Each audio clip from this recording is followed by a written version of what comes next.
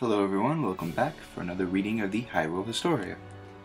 And we're going to go up a little far today, because a little farther than usual today, because the rest of this, the World of Skyward Sword section of the book is, the chapters are short. The longest one is 6 pages. I'm sorry, 7 pages. So, no, yeah, I was right. So, no, yeah, 7. So, I figured might as well go through them all. The next section of the book is something I think will be the most interesting, that I think will be really cool. When we're done with this, we're going up to the second part of the book, the second segment of the book, the History of Hyrule, a Chronology. And that's something that I think is definitely going to be the meat of this book. Absolutely. So we're going to pretty much go through settings now of Hyrule Field. We're talking about the world of Hyrule as it was in Skyward Sword, and I guess in the next part, and in definitely in the next part of this book, we're going to go over how Hyrule evolved and grew into what it is in the NES Legend of Zelda days. Because remember, the NES games are the furthest in the timeline. The Zelda 2 was actually the end of one of the I think it was the hero's defeat. It should be the hero's defeat storyline. I might be mistaken, but that's what this book's for, you see, to correct me or to say I'm right, whatever. But yeah, that's for another day to find out, another video. These shouldn't take that long, really, if we keep going at the rate we're going. Alright, here we go. Faron Woods. The great tree stands in the center of a vast forest, and a variety of living things come here to ask for its blessing. The forest is home to the Kikwi, and the Parella live in the Lake Floria to the south. Faron Woods was designed using a painterly style. Because we were trying to make a forest world that looks like something out of an illustrated storybook, because something out of an illustrated story, let me read that over. Faron Woods was designed with a painterly style, because we were trying to make a forest world that looked like something out of an illustrated storybook. Since the forest is in the first area the player will visit, we tried to make it bright and easy to navigate, to keep people from getting bored. We packed the area full of tons of fun things to do to keep the players stay engaged. The Chibi designer. That's something Zelda is very good at, excluding an example I'll say after I'm done with this part thing, because Zelda is very good at making hub worlds interesting and keep them going. Like in Wind Waker, you know what, you think sailing around the ocean would be boring, but no, there's things to do, and it's really cool how they're showing off that technology the game is able to do with the draw distance. You can see the islands from far away, and they literally come closer to you. They're not loading.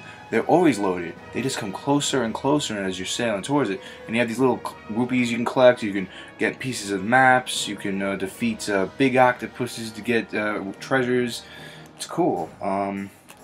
Same thing with Link to the Past and pretty much all the 2D games. There's always enemies around to defeat. There's always treasures to find and grass, hidden things. Now, this is excluding definitely Hyrule Field in Ocarina of Time and Twilight Princess. They're just so big and boring. There's nothing to do. You need Epona to get through there as fast as possible. Ugh.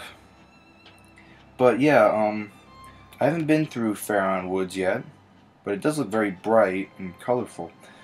There was another time I can remember where the hub world was just confusing and boring. It wasn't that bad though. I mean, I don't want to make it sound worse than it is. It's not that bad. But Sonic Adventure, the forest area, the Mystic Ruins, no, not the Mystic, whatever it's called. Man, that's just so boring. There's no landmarks. You have no idea where you're going. You have to know where you're going. A lot of people actually try to stay on top of the trees, but they always fall through into the trail, and like, oh man, that's what I was like when I played the game. And then they're showing the inside of the Great Tree in the Skyview Temple, and here's some pictures of the world of Faron Woods. Very, very vibrant. So on this page, and then you'll see the dark insides of the temple on this page. I'm glad they're not really spoiling what happens in Skyward Sword. That's really nice of them, but they still stay very informative on it. But that's good. Lake Floria. Lake Floria is the first underwater stage, but it's a little small. We wanted an area where the player could have fun swimming around for hours and decided on an underwater forest. After struggling with the concept, we chose to go with some place the player had been before. So we flooded Faron Woods to make massive area for the player to swim around in. Fujibayashi, designer. Director. That's a good idea. I'm actually looking forward to that then. I wonder how Link's going to swim in this game, because I heard a lot of bad things about the swing mechanics in Skyward Sword. So I'm going to have to experience that for myself. I really can't trust what other people say about games these days. I actually just bought Other M, a Metroid Other M, because I want to see for myself what's so bad. Like, really the only thing I agree with that is bad is Samus's character in that game, because it's very... yeah, she's so annoying. But, I want to know why they think the gameplay is so bad, because that's something... I don't know. I really don't know. Faron the Water Dragon. One of the 3 dragons assigned to protect the surface for the goddess Faror. Faron is a gruff personality. She flooded the forest to cleanse it of the demons. Interesting. There are a couple pictures of the Ancient Cistern official visual. Ancient Cistern, or Kistern, I don't know. It's CIS, probably Cistern. Koloktos. I hope I pronounced that right. A guardian who protects the Ancient Cistern. While he appears to be an incredible marvel of ancient art, inside he brims dark energy which brings him to life. So here's must be a couple of bosses in this Lake Floria temple here. There's the temple on the inside. This must be another area of the game here. It's got 2 big baddies here. That's pretty cool. I gotta say, the boss designs are pretty interesting, and it looks like they're taking different ideas on how Link would defeat them, because it's not your average everyday slash or using new items. It doesn't look like it. Especially since now you have a Loftwing to fly on. Gorko, the Gorons. Okay, so now we're getting into a big part of Hyrule's world. What's interesting is there's a couple of species here. Throughout Zelda games, species tend to change. The Gorons are always there, I've noticed. I guess they're very strong people and they'll always survive. I mean, that makes sense. They are made of rock. The Zoras are said to have evolved into the... I don't know the names, I'm sorry, but the bird people in Wind Waker. They say they've evolved into them, and... let me read this first, because there's a new... type of people here I don't recognize. I haven't seen the Dekus in a while. I've seen them in the N64 games. No, that's not true. I think they're in Twilight Princess, but other than that, there's not many of them. I guess it depends on the storyline, you know? In Skyward Sword, the Gorons act as Link's guides. Their curiosity has led them to explore the surface world, and that explains their being located all over it. We originally planned to go with a more primitive design, but as there are many new species in this game, we decided to go with a more familiar look. Hirono designer, Kobayashi designer. Yeah, absolutely. That's a good call, because you need some familiarity in a game, especially with all these new species. And here's one of them for right now, the Kikwi. I never heard of them. They are gentle and have easygoing personalities. When asked, Fee was revealed a variety of information about each individual. When the opportunity arises, ask her about them. You know what? I'm going to do that. Hirono, designer. Design plans for forest creatures. The Kikwi beat out the other designs and were eventually established as forest creatures because they adhered to the area that we set out with, which was that of creatures that look like a form of and appeared in the guise of grass or other plants. Also, their innocent facial expressions embody the spirit of the forest. Look like penguins to me. Well, I guess they have like grass on their back. Looks like here. You see. Well, there's the Gorons right here, And the Kikwees are right here. Looks like they on the bottom of the Kikwees page they have some original concept design art. They look like Pokemon. Not bad. But yeah, that's cool stuff. Probably gonna like this. Seeing new species here. Yeah, the Gorons have a very familiar look. They don't change. The Parella, here's another new species. The sketches started with images of small fish laughing, darting about, and having fun. We decided on the design of the standard Parella with what looks like small pieces of coral on its head. The leader of the Parella, who guides Link, has a larger coral on her head, which she uses as a key to unlock the door. Cool, cool. Alright, here's a little bottom cliff note. The Phantom Zora. We originally planned to have a race that closely resembled the Zora, but we were told to design a more primitive race, and the idea was rejected. Ah, so this must be a primitive Zora form. And they have some concept art. There's a concept art down here that looks a lot like Zora's, but a little more primitive-like. I'll hold off on showing you these because we're answering another bullet point here. Elden Volcano. It is an idea of active eruptions, and over half the land is covered in lava. That's the reaction that there are many fire-tingled monsters living there. The Magma, who are excellent diggers and move underground, also live there. We wanted to allow the player to have fun with differences in elevation, so we immediately decided to add mountains. In the primitive volcanic belt lie ruins that have slowly lost the battle with time, and have the reputation of being infested with Bokoblin monsters. The dungeon design was based off the Southeast Asian architecture and coloring, which is why you see extensive use of vibrant primary colors. Fujibayashi director, Shirai designer. That's pretty cool. I like that when games use real-world things to inspire games. It shows a lot of creativity. Elden the Fire Dragon. One of the 3 dragons, he is the protector of the Elden province. Elden still survived throughout Hyrule, I believe. He lives a secluded and hermetic life at the top of the volcano. I guess he's the boss? I don't know. But yeah, let me show you. Here's the Parellas. Very jellyfish, seahorse looking thing. We got Elden Volcano and the dude here. Nope, his finger, that's just the point. Good stuff, good stuff. Moving on. Earth Temple. Full of lava for some reason. Alright, here's another species. Scaldera. The monster torments Link in the Earth Temple. It begins as a typical rock that was given life through Girahim's magical power. Fire Sanctuary official visual.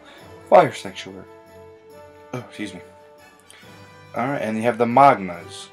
We wanted the Magmas to be a race of burrowers. Despite being tenacious treasure hunters, they are surprisingly timid. They actually have a very developed culture. In initial designs, they look like a bit more human. Laughs. Hirono, designer. They do have a human kind of look. A couple of these ideas here, as you can see. It's pretty nice. This is all new to me too. Yeah. It makes me wish I got Skyward Sword when it came out, so I'd be a lot more familiar with this stuff. Lanairu Desert. A widespread arid area. Long ago it was lush with greenery, but several hundred years ago it began with a sudden transition into desertification. Before it was a desert, ancient robots were used here to mine powerful ore known as a time-shift stone. That's interesting. Time's a big thing in Zelda. I just saw a Did You Know gaming fact that was really interesting. I said before in the original in this series, the original Legend of Zelda on the NES was supposed to be based on the past and the future, but they found some in Did You Know Gaming. They found some concept art for a Zelda with futuristic clothing. So for A Link to the Past. So they thought maybe that idea would happen again, but I don't know why it got scrapped that time. They could have done it on the Super Nintendo, as far as I know.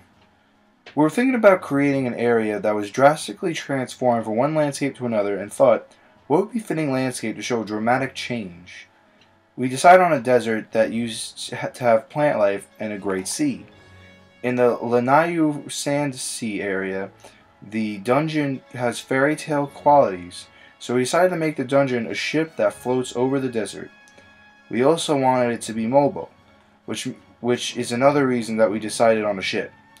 Fujibayashi director, Shimizu designer. Lots of creativity, I like that. A big ship. And this has like ancient ruins here. It's interesting to see how, even though this is the first Zelda in the timeline, which must be very early in human history, because they do make Zelda games timelines parallel to human points of history. Of course, they do fantasize it and fiction it up a little bit, but you know what I mean. With the activation of time shift stones, the areas transitioned between present and the past, and we were tasked with using this theme in the desert. First, we thought about how the gameplay would work with this change, and from there, how that change could keep the game interesting without sacrificing gameplay. Shimizu, designer. It's interesting. I like the title of this little cliff note here, which I was just talking about. The power to control time. With this talk about controlling time, one can't help think of Ocarina of Time. The Ocarina has the same color as the time shift stones. Could they be made of the same material? That's so cool. They really could, you know? Well, I mean, really, they probably just answered this question because obviously that's probably what they are intended on doing. Here they are. There's the time stones in the diagram. A couple pictures of the desert. I love learning these little facts. Yeah, there's always something. There's always something in Zelda. You always learn so much. But you know what? Now with this book, it's all here. It's so cool to have. Lanairu Mining Facility. The 1,000-year Muldarock. Hope I pronounced that right. A monster that inhabits the inner depths of the mining facility. It is said that when the Archa lives for 1,000 years, it becomes a Muldarock. That's interesting. Let's see. There's a picture here that describes a little temple here. It's pointing to a gear for the description. Protrusions designed for climbing. It's okay to add or remove. Top-down view from the temple, I'm guessing. Either make it crumbled so it's 4 meters or shorter, or make it possible for the player to climb on the fallen stones. They do put some emphasis on climbing in Skyward, so I think it's an interesting idea, especially with the dash button, which is a really cool addition to me. Let's see. They're looking at there's a little stepping ladder sort of thing here on the side. Make 4 meters or less so it can be climbed. Make 4 meters or less and it says the same thing. Basically, 4 meters is where Link can jump up when he dashes on top of something, looks like. It's cool, it has exact measurements. It shows good consistency in design. Either make it crumbled so it is 4 meters or shorter, or make it possible for the player to climb on fallen stones. Yeah, so they have some broken down areas, because it is old. Ancient Harbor. Shipper's and the next page I have pictures of the Ancient Harbor. Skipper's Retreat. I guess that's a chapter in the game. And the shipyard. Some cool stuff. It looks like by this point, Link will have his hero shield right here. He has a picture, if you can see, of him with the hero shield, because I don't have the hero shield yet. I didn't even go on the ground yet. I'm still in Skyloft at the moment. I just got the sword, the hero sword, right as of right now. Okay, we got some more pictures of the pirate stronghold. Looks like that ship that goes over the desert, the sand ship. Yes. Here's a new species. I think it's a boss. Looks like a boss. Tantalus. Oh yeah, it is a boss. The boss fight on the sand ship. Tantalus is a great octopus monster designed with tentacle hair that's not hard to notice. I wonder if it's based on a Medusa thing. Zelda does that. They base a lot of their stuff on mythology and literature. In fact, like we've read before, Zelda was the wife's name of a storybook they were going to base the game on. And even Link's design originally was based on Peter Pan. And there's a lot of things taken from that, like the green tunic. He played a piccolo or a flute. He was a boy. and he, he had weapons and stuff. A little sword based on Peter Pan. That's a fact, and you can print it. Let's see, they got the Thunder Dragon Lanairu. One of the 3 dragons. He's the protector of the Lanairu Desert. He looks forward to someone finding him and accepting his challenge. So he's a boss. Ancient robot final design. That's cool that there's robots in this game. Well, it's an ancient robot. Something I always noticed in the real world too, that the ancient world is not really that ancient. It's amazing what people have accomplished without the raw materials we have today and the advancement in science that we've discovered. It's an amazing thing.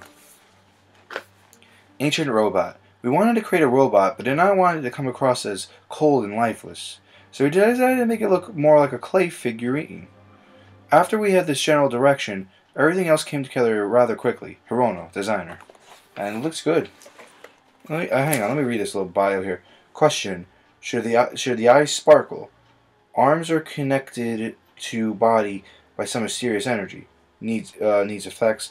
Looks like these are original concept arts, and they're just writing little notes around it, which is cool. Regarding hands, ordinarily has no nails. Only these that dig would have these nails. Ominous. From above, it's the white area odd. It's asking questions, They want to come up with good ideas for the final design. Before transition in the desert, arms and wheels are in pieces, head area is broken. So you have to refill it with the energy, I guess. So it's like electricity, like ancient electricity, but it's probably some sort of magic. Ooh, with whimsy. If you were a Brain Scratch fan, you know what that joke came from. But anyway, here's the pictures here of the characters we just talked about. And the Pirate Stronghold. Very cool, and very good. Let's see, Silent Realm. The Silent Realm is a spiritual realm. Only those who have chosen by the goddess are allowed to enter in order to complete the Master Sword. Link must brave hitherto unknown challenges in a mysterious world that remains closed to outsiders. And they have a guardian for it. They got a picture of a what are their names? I'm not sure.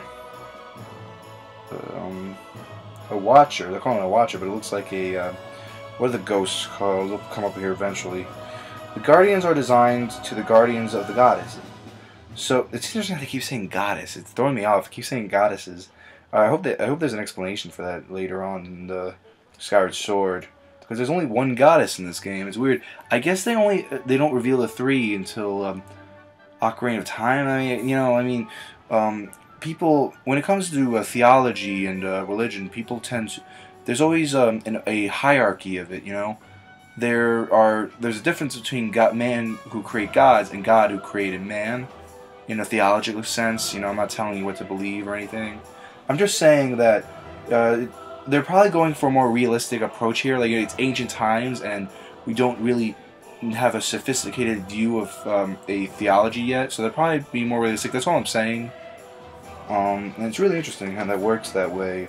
People, whether it's through miracle or history or scholars, tend to work on their own beliefs and find new ways to develop theologies and religions, and mythologies, and it all comes up to what we have today. Well, whatever you want, whatever you believe in. I'm just making it clear. I'm not gonna get into religion talk. There is a big religion theology standpoint in Zelda, and it's always something to address, especially with a subject like this. Silent Realm and Twilight. Collecting the glowing sacred spears in the Silent Realm harks back to Twilight Princess, where the tears of light are assembled within the vessel of light in order to resurrect the spirits within. And yeah, that was big with Twilight Princess. It's a very dark and edgy game. Personally, I think they tried too hard to be darker, but it was executed well. It was a fun game. They did make it a very Ocarina of Time-like. They could have took a little more risk, but it was the first title that had motion control, so I'm sure they were more focused on the gameplay rather than the elements of the story. Pose. That's the name of the ghost I was thinking of. Yeah, I guess they don't really look like Pose. They just hold a lantern. That's what confused me. I'll show you them as soon as I finish reading the next page 59, the next page. Monsters that haunt the surface.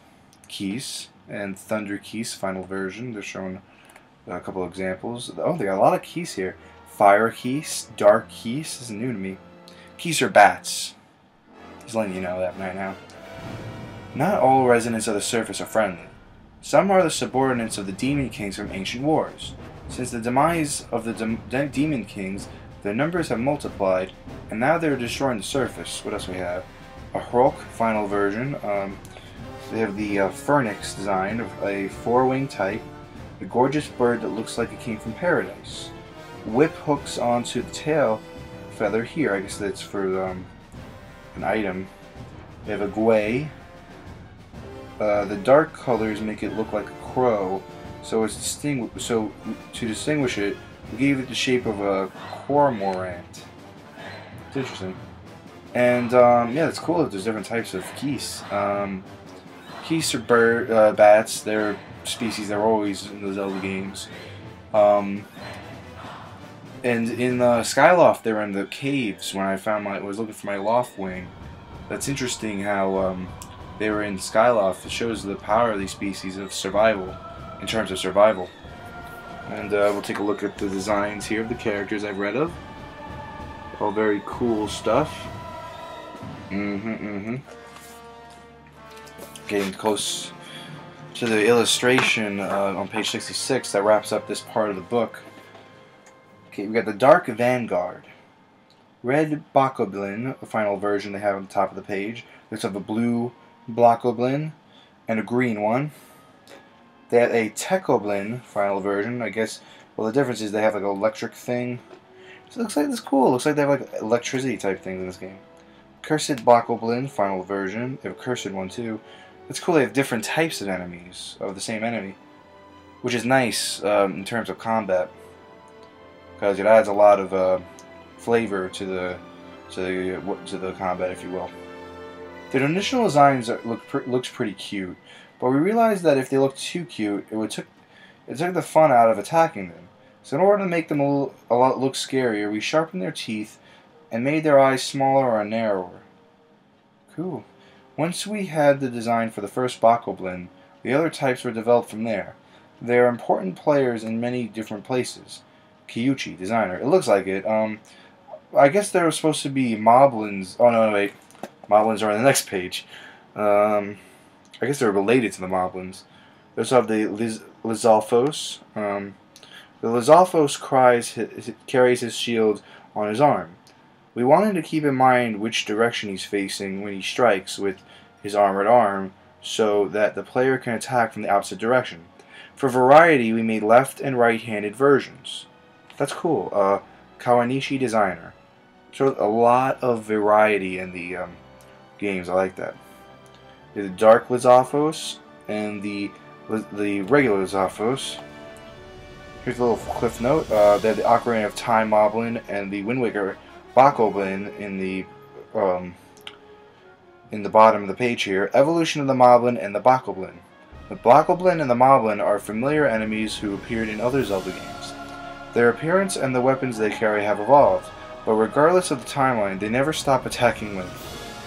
Yeah, in the Ocarina of Time one, they have Moblins carrying a spear. The Moblin are armored than the ones with the sword, with this big sword thing. I don't know what the weapon's called. Not up to date with my weaponry. And he's wearing rather peasant clothes. Well, it is the Bokoblin and the Moblin. This shows their differences.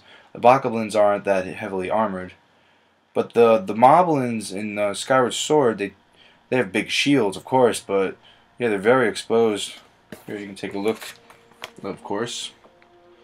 Here are the Moblins and the Bokoblins, and here's a Bokoblin from Wind Waker, and here's a Moblin from Ocarina of Time. As you can see, it's good stuff. It's good stuff. Life lurking across the land. We have the Deku Baba. We have the Deku Babas, the Octorocks. Hate Octorocks. The Skulltulas, I hate them too. These are very familiar enemies. the Spume. I never heard of them. They have the Skullwatula. The Skullwatula, whatever. What do you do? When designing the Deku Baba, we kept in mind the player's ability to make both vertical and horizontal attacks in this game, and incorporated that into design when making fighting them more fun. We think that's one of the reasons Mr. Miyamoto liked it. When designing monsters, I think it's best to keep it simple and functional. Absolutely. Simplicity, people, the ultimate tool of success. And functionality is important too. In order to show the Spume getting ready to fight Spit Magma, we thought it would be funny to make the body inflate, so we designed it with a frog-like appearance, and it does have a frog-like appearance. The Deku Babas, yeah, they have one with the mouth going out this way, and one with the mouth going out this way. So I'm guessing if it's this way, you do a horizontal cut, and if it's this way, you do vertical. It's cool. It's cool stuff. In the bottom of the page, I have a picture of an Ocarina of Time Octorock, and there is a screenshot of Octorocks and Spirit Tracks. The highly adaptable Octorok, one of the most classic enemies. They're pretty much the Goombas of Legend of Zelda. Throughout the series, the Octorocks haven't changed much. In Skyward Sword, the versatile Octorocks imitate plants, but in Ocarina of Time, they're found in watery locations. This adaptability might answer the question of how they've been around for so long. Very true. They have some sea creatures here. The Pirup, the Ampilus, the Froak. I think Froak's been around for a while. The Cranioc. I don't know every name of Zelda enemies. Just know that. I mean, sometimes I might think they're new species when they're not. The Choo-Choo. I guess they're related to chew jellies. I don't know, I'm just going for a guess. The Cranioc and the Archa. I hope I pronounced those right. With Zelda games, we usually start kicking around with an idea for the monsters first, and design based on that. Very smart. You design around the hazards, and not make a background and just throw hazards in there. That's smart because it makes the game a lot more understandable, more comprehensible is a better word. The weak spot on the Moldorm's rear end is modeled after a honey ant. The juice that sprays out from the weak spot when struck by the sword was based on the incession of the effects designer's laughs. Kawanishi designer. Kawanishi, I don't know. Here we are. Very good stuff. Lots of sea creatures, and Octorocks are plant-type creatures in this game rather than the sea creatures you see. I'm very more familiar with them being sea creatures. Cool stuff. The Dead Warriors. They got Stalfos and the Dread Fuse. Those are classic enemies. And usually scary ones too. On the other page we have remnants of an ancient civilization with the Beamos. Very annoying enemies. You gotta use bombs on them. They had the Magmanos. Classic stuff. And the magical bean. Oh, these are magical beans, by the way. And the Staldra. Let's see. As the Stalfos' physical stamina is depleted, he loses rib bones until all is left is a spine. Skirvo is an ancient pirate robot. We paid close attention in creating him to make sure this wasn't too confusing or distraction. There is an alternate version of the Skirvo named Dreadfuse, where the pirate hat is simply switched into a crown. Interesting. There's a little cliff note on the bottom of page 64. 64, like Nintendo 64. In Ocarina of Time, the Stalfos have simple armor, a sword and a shield, but in Wind Waker, they carry a giant club. Their equipment changes with each title. Perhaps they wield the preferred weapon of their time. That's true, you know. I mean, these are dead warriors, so clearly they're warriors, you know. It makes perfect sense to give them a weapon according to the time period they live in. Because remember, Zelda likes to follow actual human chronology of the chronology of the human race. Remember, Zelda's people are based on the ancient Teutonics, and Link's based on Peter Pan. And here we are at page 66 in the end of this episode. This is a beautiful 25th anniversary special illustration. I was taking a little peek at it before. A special illustration created for the 25th anniversary. From the beginning to Skyward Sword. All the links are here, and they are. Every link is here, except for the CDI ones. But they never existed. We don't talk about those. And it's beautiful stuff. They even have the Wolf link, Zora link, Goron link. They have the Deku link. They have Tattle and Tail, the Fairies from Ocarina of Time. Majora's Mask. They have 3 goddesses in their light form. You know, just a ball of light. The blue, pink, and green ones. I forgot their. I'm sorry. I always forget the goddess's name, but I'll read them eventually. We got a couple of the fairies from the games that heal you up. Let's see. We got some masks in here. We got one of the links holding the Khitan mask. The 4 swords. We got there's Navi. Cool stuff. We got all the swords. We don't have the original Link with the cross on his shield. It's cool. Check it out. That's amazing. This is a beautiful illustration. I'm looking for who drew it, but there doesn't seem to be a... I'm sure the credits are in the back of the book. But next time, guys, we're going to change our subject. We're going to be in the second section of this 3-section book. The History of Hyrule, a chronology, and I really feel this is probably where the meat of the story is going to be. I mean, we got all the character bios away, but there is more character bios to come, don't get me wrong. But yeah, in the end, everyone, thanks for watching, and see you next time when we get to the second half of the book.